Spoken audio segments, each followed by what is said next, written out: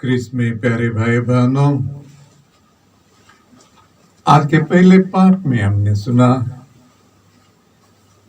नबी यिर्मयाह को का कहा गया है कि उनके जीवन में बहुत प्रकार के कष्ट, संकष्ट, विरोध उन्हें सामना करना पड़ेगा, क्योंकि जो संदेश वो लेकर जा रहे हैं लोगों को पसंद नहीं होगा, क्योंकि ये तो इस संदेश है, सत्य का वचन है। जब सत्य का वचन लोगों के सामने यिर्मयाह ले जाएंगे, लोग जरूर विरोध करेंगे। वही बात सुसमाचार में हमने सुना, प्रभु यीशु अपने चेलों को कहते हैं, जब आप सुसमाचार प्रचार करने के लिए जाएंगे, लोग शायद उनके बीच में कोई आपका संदेश को सुनेंगे, लेकिन बहुत आपका विरोध भी करेंगे, आपको कष्ट भी देंगे, मारेंगे, शायद मार भी डाल सकेंगे। लेकिन प्रभु कहते हैं, डरो मत, मैं तुम्हारे साथ हूं। डरो मत, मैं तुम्हारे साथ हूं। मेरी शक्ति, मेरी उपस्थिति तुम्हें तुम्हारे कामों में प्रेरित करेगी। भाई बहने, अब ये सवाल शायद हमारे मन में उठता है, क्यों लोग जब सुसमाचार का संदेश लेकर जाते हैं, क्यों विरोध करते हैं? क्यों? कोई कारण है? कारण ये है क्योंकि जो संदेश हम लेकर जाते हैं और जो संदेश दुनिया में हम पाते हैं, वे दोनों अलग अलग हैं। दुनिया में लोग क्या चाहते हैं? दुनिया में लोग धन संपत्ति चाहते हैं, अधिकार चाहते हैं, सुविधा चाहते हैं, पैसे चाहते हैं, और इसको कमाने के लिए लोग कुछ भी करने के लिए तैयार हो जाते हैं। कुछ भी करने के लिए, अन्याय हो, असत्य हो, अत्याचार हो, कुछ भी करने के लिए। इसलिए जब हम शुभ संदेश लेकर जाते हैं, यह शुभ संदेश पड़ोसी और ईश्वर के प्यार का संदेश है। तुम ईश्वर और पड़ोसी को प्यार करो।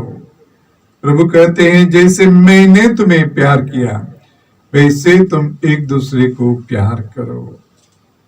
प्रभु कहते हैं, तुम सत्य के मार्ग को, सत्य को अपनाओ, सत्य के मार्ग में आगे बढ़ो, न्याय और सेवा का जीवन बिताओ, विनम्रता और सरलता के साथ अपने जीवन में आगे बढ़ो, एक दूसरे को क्षमा करो, एक दूसरे के ऊपर दया करो, करुणा और भाईचारा का जीवन जीते हुए शांति अपने जीवन में, अपने परिवार में, अपने पड़ोस में लाने में पूरा सक्षम बन जाओगे।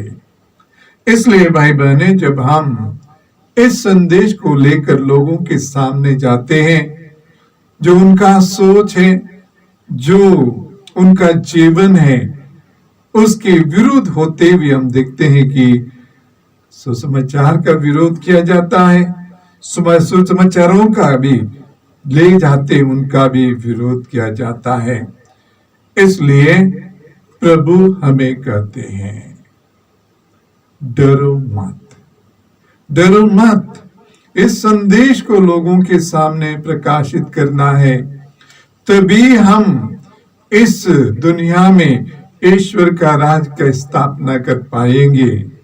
जहां तक दुनिया में यह संदेश, शांति का संदेश, प्रेम का संदेश, भाईचारा का संदेश, एकता के संदेश, क्षमा का संदेश प्रचार नहीं होगा, जब तक लोग इस प्रकार प्यार, भाईचारा, एकता के साथ नहीं जिएंगे, तब तक ईश्वर का राज इस दुनिया में स्थापित नहीं होगा। इसलिए आज के दिन प्रभु हमें कहते हैं, डरो मत, मैं तुम्हारे साथ हूं। तुम्हारा संदेश सबों के लिए भलाई का संदेश है, आनंद का संदेश है, प्यार का संदेश है, एकता का संदेश। इसलिए मैं तुम्हारे साथ खड़े हो जाऊंगा, डरो मत। भाई बहने, न केवल सुसमाचार प्रचार करने में, लेकिन हर परिस्थिति में अगर जीवन में हमें आगे बढ़ना है, हमें विकास करना है, उन्नति करना है, तो हमें हिम्मत के साथ आगे बढ़ना है। जो डरता है वो कभी भी आगे नहीं बढ़ता। कभी भी कौन सी भी क्षेत्र में, हो सकता है पढ़ाई में, हो सकता है व्यवसाय में, हो सकता है समाज में, हो सकता है पॉलिटिक्स में, कहीं भी आगे नहीं बढ़ सकता। अगर आगे बढ़ना है, हिम्मत के साथ आगे बढ़ना है। विकास करना है, हिम्मत के साथ हमें आगे बढ़ना है। जो भी तकलीफ असुविधा आती है हमारे जीवन में, सामना करते हुए आगे बढ़ेंगे, तभी विकास होगा, तभी उन्नति होगी। इसलिए प्रभु यीशु कहते हैं, ना केवल सुसमाचार प्रचार करने में या शुभ संदेश लोगों के सामने रखने में, साथ ही साथ जीवन के हर एक क्षेत्र में हमें नहीं डरना चाहिए, हिम्मत के साथ हमें आगे बढ़ना चाहिए। इसलिए सुसमाचार में हम देखते हैं पिता ईश्वर प्रभु यीशु हमें कम से कम 365 बार यह संदेश देता है, डरो मत, डरो मत, मैं तुम्हारे साथ हूं।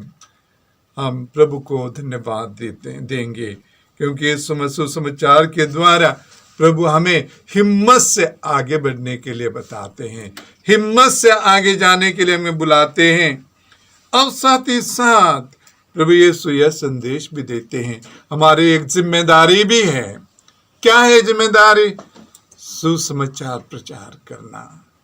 सुसमाचार प्रचार कैसे करेंगे? सुसमाचार प्रचार क्या हम बाइबल लेके घर घर जाएं? जरूरत नहीं है, जरूरत नहीं है। सुसमाचार प्रचार करने का सबसे अच्छा, सबसे सुंदर रास्ता है हमारा जीवन, हमारा जीवन। हम जब सुसमाचार की शिक्षा के अनुसार जीवन बिताएं, हमारा जीवन एक प्यार का जीवन, विनम्रता का जीवन, एक सरल जीवन बने। हमारे काम, सेवा, हमारी बातचीत इतनी अच्छी हो जाए, दूसरे हमें देखते हुए आकर्षित हो जाएं। हमारे पड़ोसी प्यार, हमारी क्षमा, दया, करुणा, हमारा सत्य का जीवन, न्याय और शांति, इन सभी गुणों को लेकर जब हम जीना शुरू करेंगे, सुसमाचार अपने आप प्रचार हो जाएगा, सुसमाचार अपने आप प्रचार हो जाएगा। इसलिए मेरे प्यारे भाई बहनों, आज हम सबों को चलता फिरता सुसमाचार बनने की जरूरत है। चलता फिरता सुसमाचार, जहां भी हम जाएं, जहां भी हम कुछ करें, हमारे जीवन के द्वारा, हमारे कामों के द्वारा, हमारे बातचीत के द्वारा यह संदेश लोगों के सामने रख पाए। हमारी विनम्रता, हमारी सरलता, हमारा प्यार, हमारी क्षमा, एक दूसरे के ऊपर दया,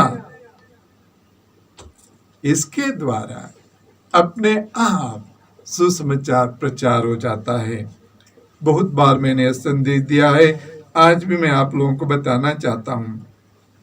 अगर हम क्रिस्तान भाई बहने लोगों को एक क्रिस्तीय जीवन का संदेश देना चाहते हैं, एक काम करना है, छोटे से छोटा काम। क्या है वो? इतवार का दिन, संडे का दिन आपका मोबाइल 10 बजे तक बंद रहना, ऑफ।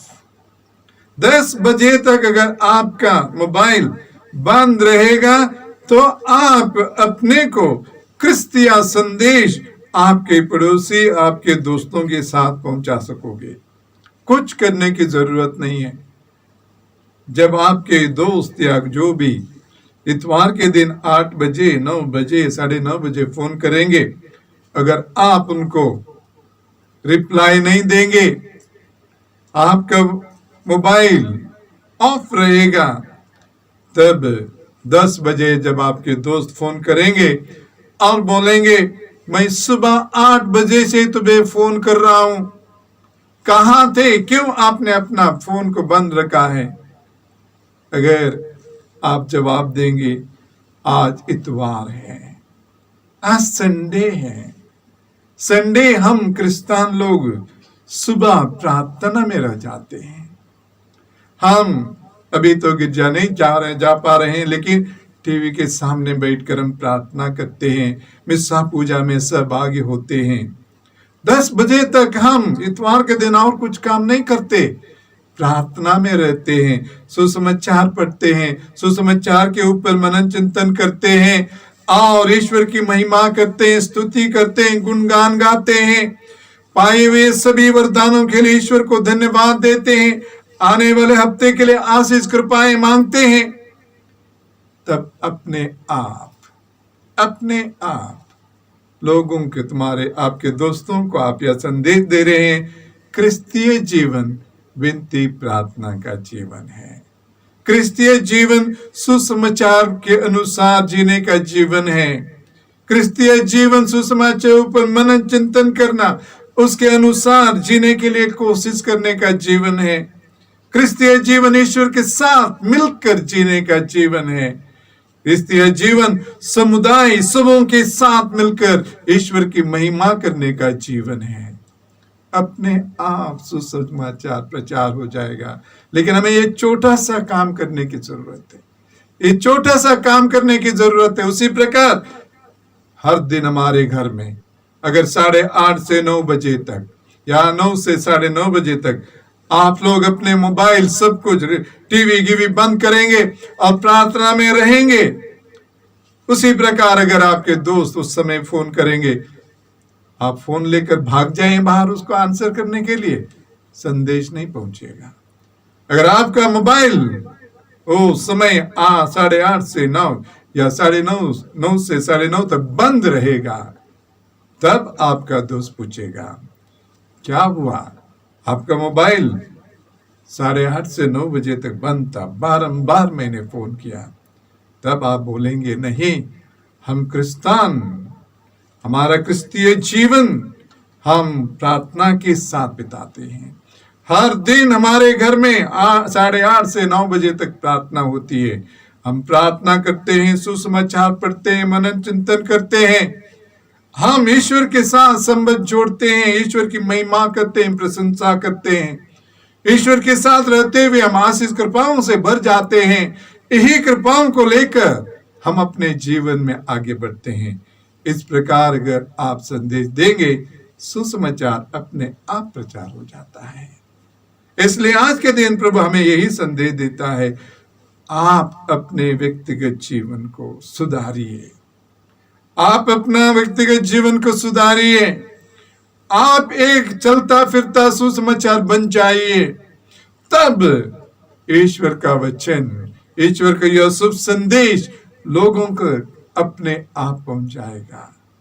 भाई बहने, हम कोशिश करें। संत फ्रांसिस असीसी ने बोला था, जहां तक शब्द की जरूरत नहीं है, वहां तक शब्द का व्यवहार करने की जरूरत नहीं। केवल वहां जरूरत है, केवल वही जगह में शब्द का व्यवहार कर। कहने का मतलब तुम्हारा जीवन, तुम्हारा व्यवहार, तुम्हारी बातचीत, तुम्हारे काम, तुम्हारे सत्य, तुम्हारे न्याय, तुम्हारा प्यार, तुम्हारा भाईचार ईश्वर के संदेश को लोगों के सामने पहुंचा देता है। बातों से बोलने की जरूरत नहीं, कामों से और जीवन से प्रकाशित करने के लिए जब प्रभु हमें बुलाते हैं, प्रभु का हम धन्यवाद दें। और विशेष करके आज के दिन प्रभु से ही विनती करें, प्रभु मुझे एक चलता फिरता सुसमाचार बना दे। मैं जहां भी जाऊं, आपका संदेश मेरे जीवन के द्वारा, मेरे कामों के द्वारा, मेरे व्यवहारों के द्वारा, मेरे प्यार मोहब्बत के द्वारा मैं लोगों तक पहुंचा सकूं। आमीन।